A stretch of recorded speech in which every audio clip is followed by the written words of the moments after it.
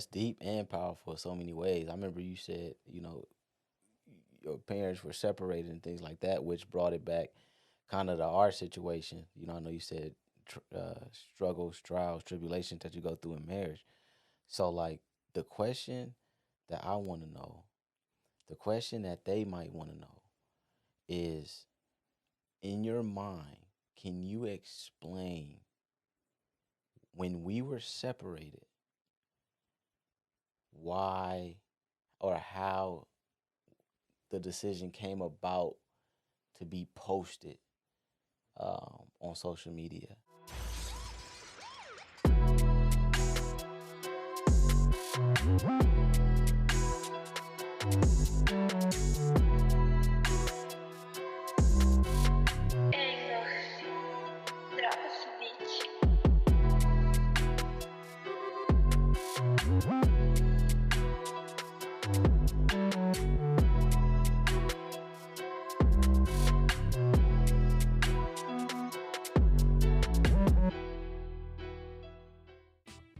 Yo, yo, listen, check this out. We are here with another one, folks. Thank you guys for tuning in to Said Talk Podcast. Thank you to those who have been watching the episodes. Thank you for the feedback. Let's keep it going, keep it going. But listen, guess what? We have another guest on the show. And guess what? This guest is very special to me. This person has been there since day one. Okay, day one from the day we met. All right, I'm talking about the support system, talking about just really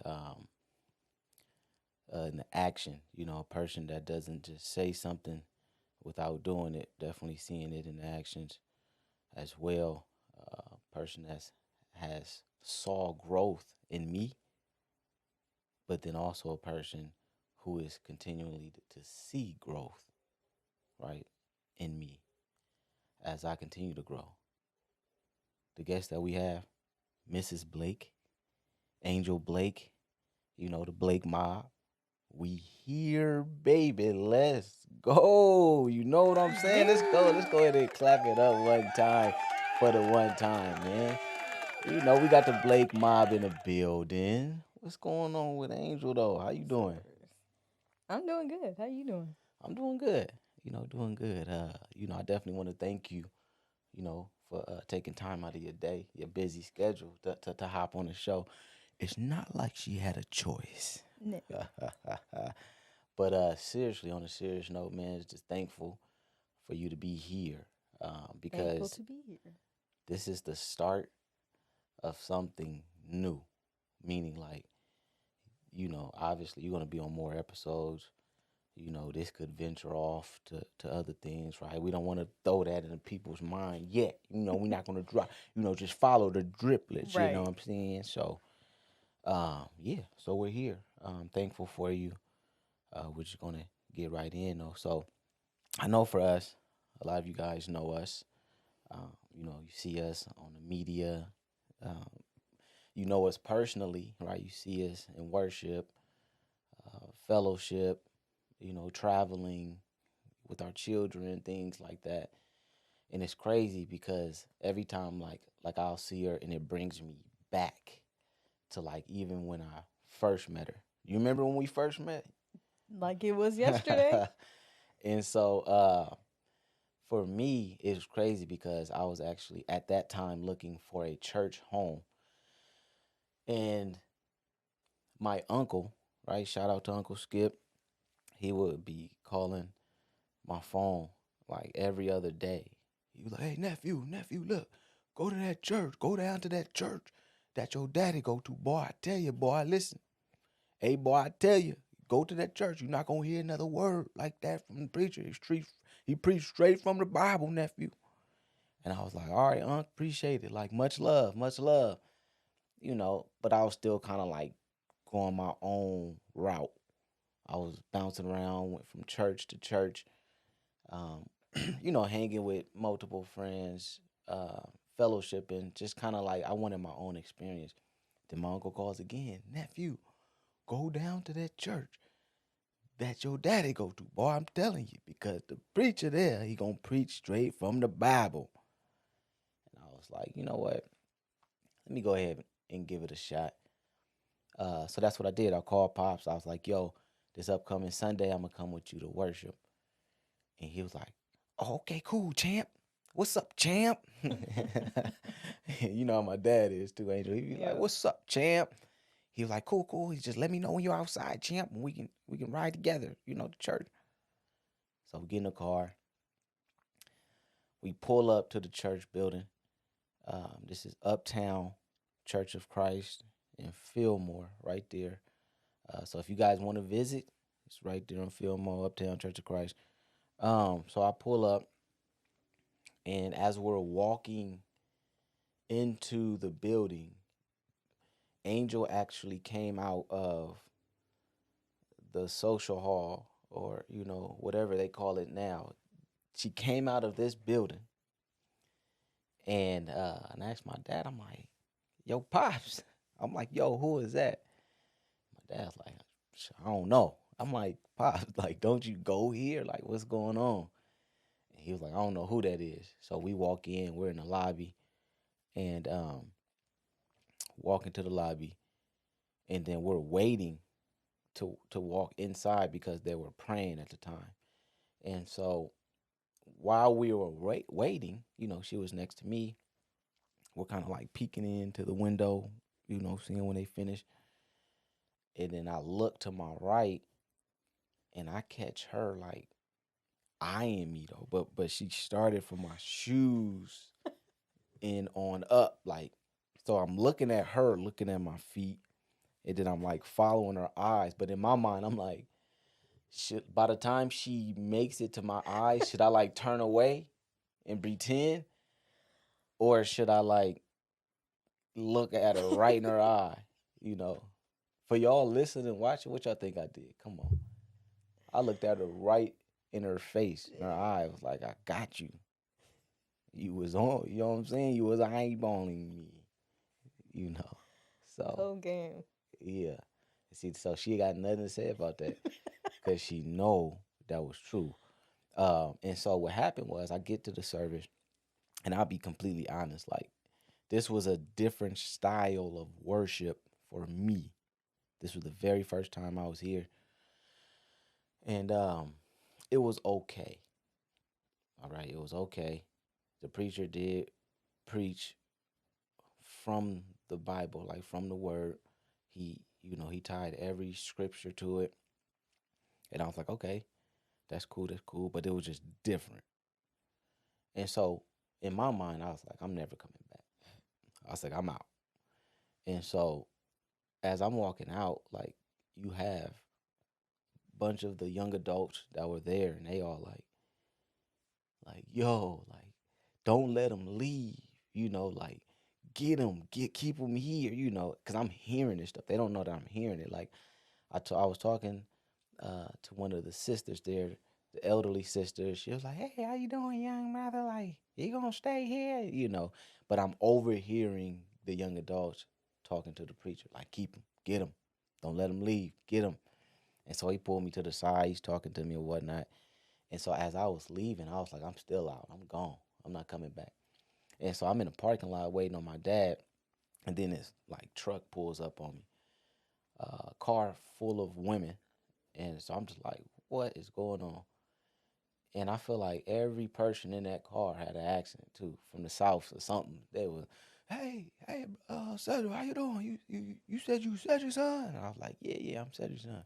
They was like, hey, we about to go to fellowship right now. We're going to another, Church of Christ, across the way. You want to come? You want a fellowship? Honestly, that's what I was looking for too. So like when I went there, I was looking to be included into something, some kind of fellowships. I even said a prayer going into there. And so I was like, bet, if we fellowship and let's do it. So I was like, Pops, I'll catch you later. I hop in the truck with them. We go across the bridge. And then at that point, it was very eye opening for me, um, because there was other people that looked like me, meaning like their upbringing, like where they came from. Uh, you can tell they was from certain neighborhoods. and to see them in the Lord's house, it was pretty awesome to me. And so we kind of connected immediately. We exchanged numbers and stuff like that. So that was pretty dope. And then heading back to my dad's, that's when they dropped me off. And then that's when Angel, this little light bright over here, she was like, "Let me go ahead and send this dude a Facebook message." You know, boom, I received a message, and it was an invite to Wednesday night Bible study that she was supposed to be on time to. Somebody was late, so I show up. No one I know there. I remember the preacher, obviously. And so, we had the whole Bible study. And then, preacher pulled me aside. And then we really kind of like dove deep into the word of God. And that moment changed me because I didn't know that you could be in the word. Like, I didn't know you can study the word yourself. Like, I thought you had to go to church and just listen to what the people are telling you and go out and live that life. So when I was able to like study and he was kind of helping me, he asked a question that I didn't really understand. And we'll talk about this on another episode, but that challenged my mind because I didn't know the answer of why I did what I did. Right. Long story short, I ended up getting baptized that night, became a Christian, became a member there at that church, that congregation. And literally, if I'm fresh out the water, we go back into the Bible study room. I'm out the water, so like I didn't have time. I didn't know to bring lotion. So I'm in the Bible study, and then you had the late bird and her friends and sisters. They show up, Shout out to Sabrina and Mayo. and she goes and says, "Boy, your elbows are ashy," and I'm like, "I just got baptized." It She was had no like, idea. wait, when? She had no clue we got baptized. But she says, "Yo, elbows." We're in Bible study. She says, "Your elbows are ashy." I'm They like, was white. so I'm like, okay, brother, I'm fresh out the water. What was in that water? You tell me it wasn't, no soap or nothing like that. It wasn't, what I'm saying? They should have had lotion on the side of it. But I'm very thankful of that. And that's really how we met. And we started to build a relationship. And on my end, I was not looking for a relationship partner. I was not looking for a girlfriend. I was wholly seeking Christ at that time. Like I've been through so much to where my mindset changed to where this is what I absolutely wanted. So I went to every class that they had possible. I was reading every single day, studying every single day, praying every single day. And during that time, like she was still like with me because we had our young adult group. We'll go out, and then personal, like we'll go out on dates, but our dates will have to it our dates dealt with something that was spiritual, you Second know. Sunday singing, fifth Sixth Sunday Sunday, fellowships, yep, the fifth Sunday. But then also, remember we went to a lock play. in. It was a Christian play Mm. that we went to in East Oakland. So like we were just into all of that, and then as we started building this relationship, so we started dating. And when we started dating in the lock-ins, you brought up the lock-ins. The Mm. lock-ins was popping. But we started dating, and it was it was very interesting because there was a time where we kind of slipped up. And keep in mind, I said my mindset was on Christ, and so we slipped up. Meaning like almost getting to that point to where it's like, nah, let's stop. We got to stop. And we can't let this happen. And I told Angel, I said, look, this is where I'm at spiritually. I'm not even looking for, sexual activities, anything like that. I'm just trying to seek Christ. I said, if you either with it, that's solid. If you're not, now you know what I'm looking for. And she was with it. She was 100% with it. And so we was rocking, since then, that point. So that was awesome. But let me tell y'all something. Enough about me, though. Enough about me. I just wanted to build something for y'all to let y'all know how we met. But I want to hear a little bit more about Angel. I want to hear from Angel. She is the guest on the show. And so, who is Angel, though? Like, who is Angel? So I'm a wife. I'm a mom. I am a fitness and nutrition nut. And I do life insurance. What Okay. you? Okay. So let's just say, for example, let's remove what you do when it comes to life insurance. Let's remove what you do when it comes to work, uh, and like desires. Like if you remove that of what you do and who you are a parent to or a wife to, who would you say Angel is? I'm funny. I'm goofy. Um, and don't get on my bad side. Don't get on the bad side. Yeah, if you know, you know. That part. Um, so that's what's up. Okay, so what was your upbringing like? Mm, it was rough. Um,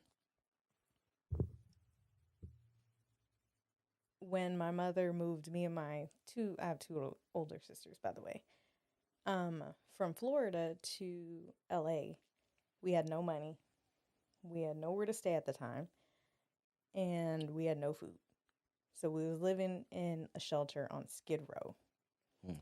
Don't know if any of y'all are familiar with it. If you are, then you know how rough that is. But if not, Google it and you can find out. Um, yeah. After a while, we were able to stay with some family. My mother had drug and alcohol abuse addiction, so she went to go get help. Um, while we stayed at some cousin's house. Um, then she came back and we moved again. We moved a lot growing up, by the way. We moved again and found ourselves in Northern California this time. And yeah, we that was the last time we were with our mom, honestly. There was me and my sisters got into an altercation with, well, I wouldn't say altercation, but it was just a situation that happened. And mom wasn't happy. She said, I'm going to take you guys to boot camp first thing in the morning. Y'all don't know no respect. I should have raised y'all in beliefs. And that's right. When we woke up in the morning, we went straight down to the police station. She was like, I want my kids to go to boot camp. And they were all looking at like, what the heck? We won't just send people to boot camp. Like, we got a bus leaving at 10. They all go to boot camp. Man. So they separated us. They put me and my sisters in one room, my mom in another room to kind of figure out what was going on. And so me and my sisters was honest. Told them what we was going through, and it was like, all right, well, you're not going back with your mom today. And so we were in this holding area. It was a separate building. Obviously, we're not from the area, so we had no idea where we was going. Like holding area at the police station? No, it was some other building. Okay. Yeah. And this is where children are sent to be placed into foster care or into a group home. But you have I believe it was 3 days was like the max you can be there. And we almost like exceeded that 3 day mark because, it's me and my two sisters. And my two older sisters are like 3 and 4 years older than me. So, not, age and sex is a factor when it comes to people opening up their home to children.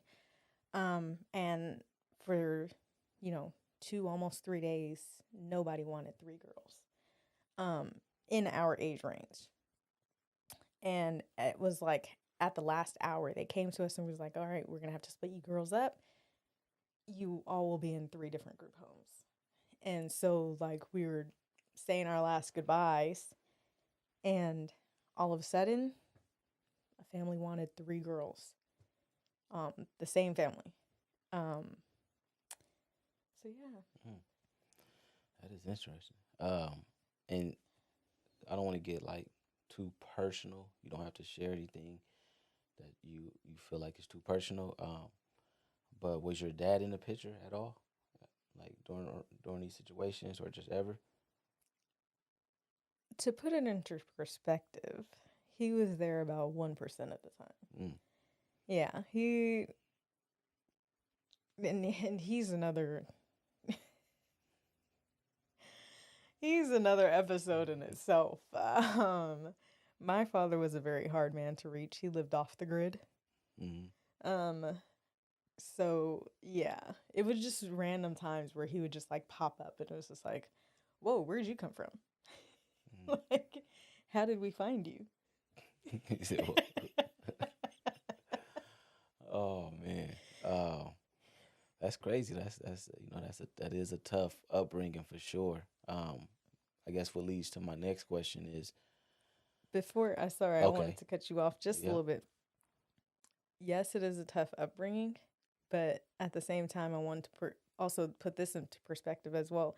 It could have been worse. mm, Um, yeah, Grateful and thankful that me and my sister's foster placement wasn't as bad as most. yeah, You know, grateful we weren't placed in a group home. hmm, I did stay with my foster parents until I emancipated.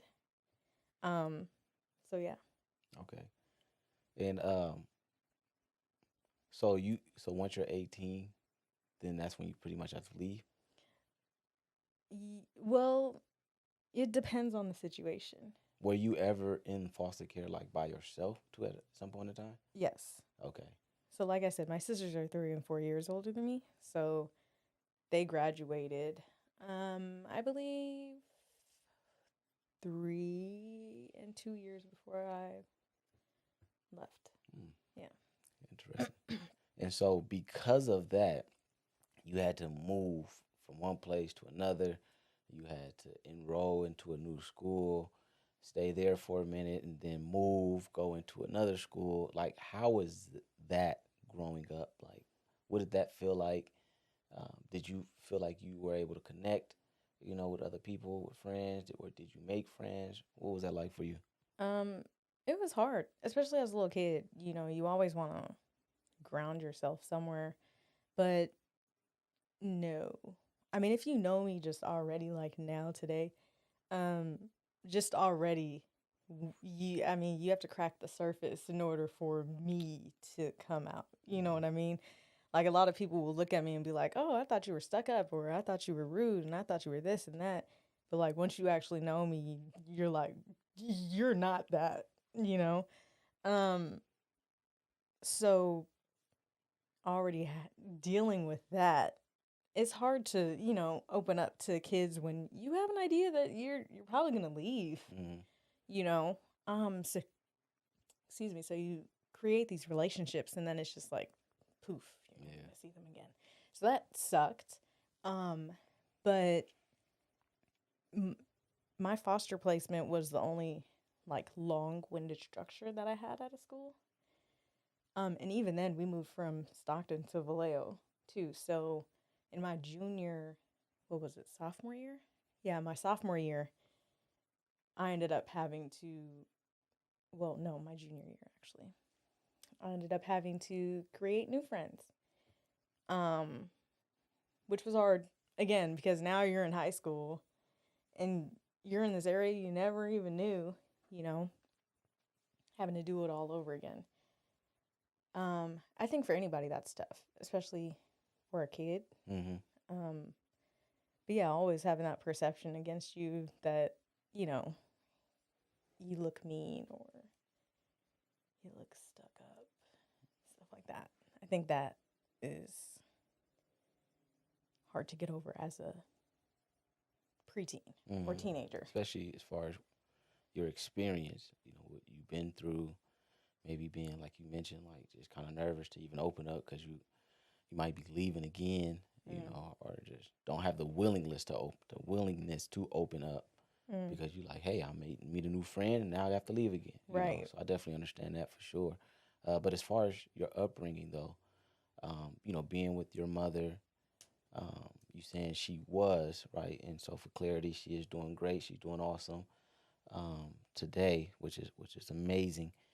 Um, with that upbringing with your mother and your father really not being there, does that have a part with parenting right now with your four children?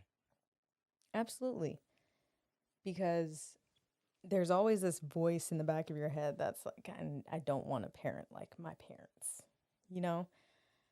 And there's always these hard days where you're like, hmm, could I have done better? Um, so yeah, I definitely feel like it has an effect on how I parent, for sure. Hmm. That's crazy. So look, if you were to tell your younger self something very powerful, or even those listening, watching in right now that might have experienced the same thing or is currently going through the same thing, what would you say? Hmm.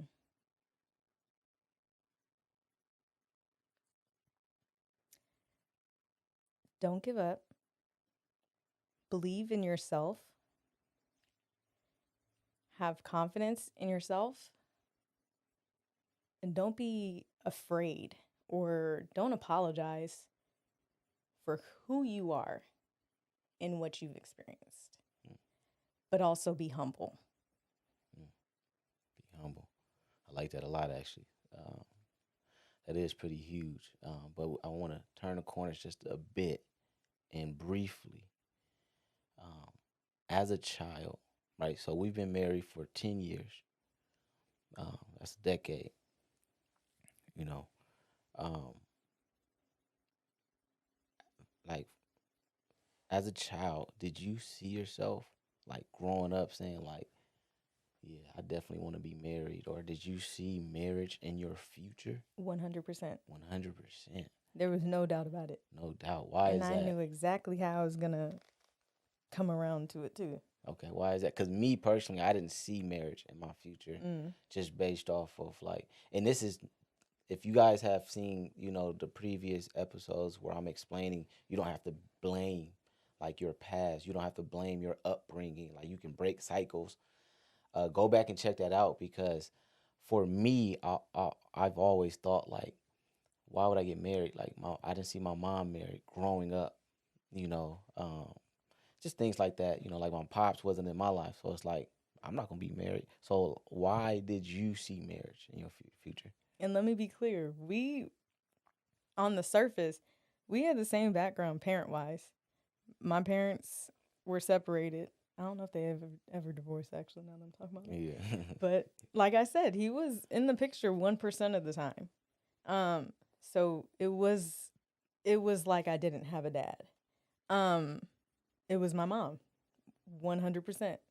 She Mm, said she was the mother and the father. And she'll tell you even today. yeah.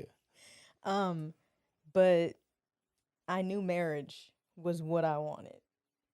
I knew that I would be married.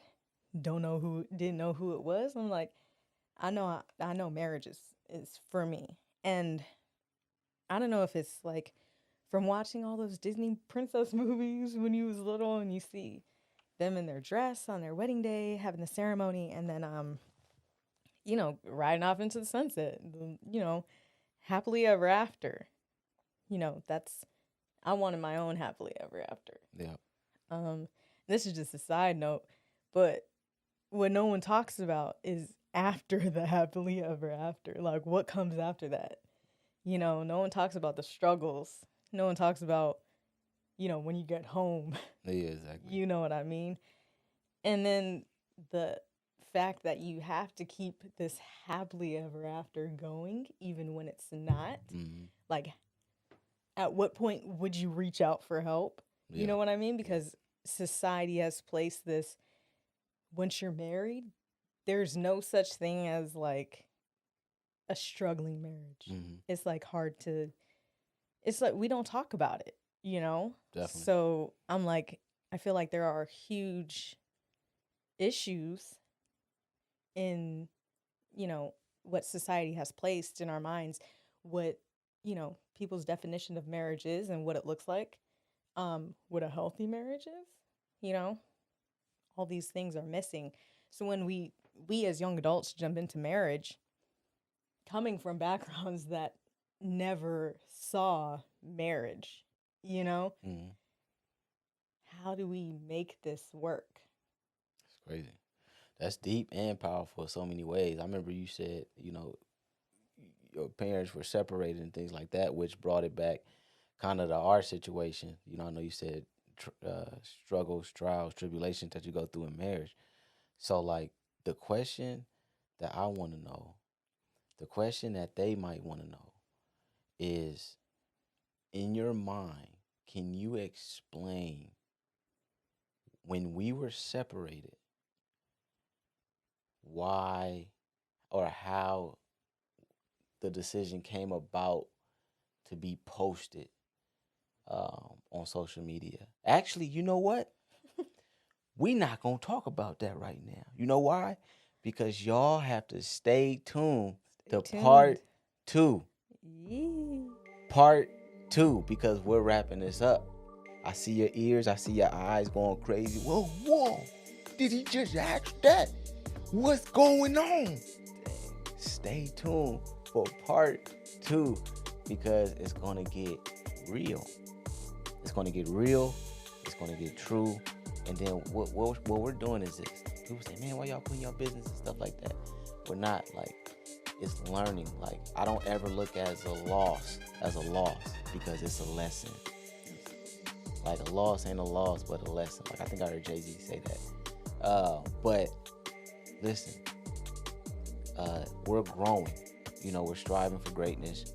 That's what it's about. There will be a part two. There's going to be some breakdowns, because this goes deep. This goes to when we had our first child. How was that like? Parenting. This goes to what was our relationship like when we started having children. This goes to what happens when you switch up. Like, if you married a person, but then their character, they just switch up on you. They're doing things that they didn't do before in the marriage. What happens? Okay, stay tuned. We definitely appreciate you guys for tuning into this episode of Said Talk Podcast. Thank you for your love. Thank you for your support. Please share. Get this thing out of there, man. Please get this information out. Reach out to us. Tap in. Guess what? And we are out, folks.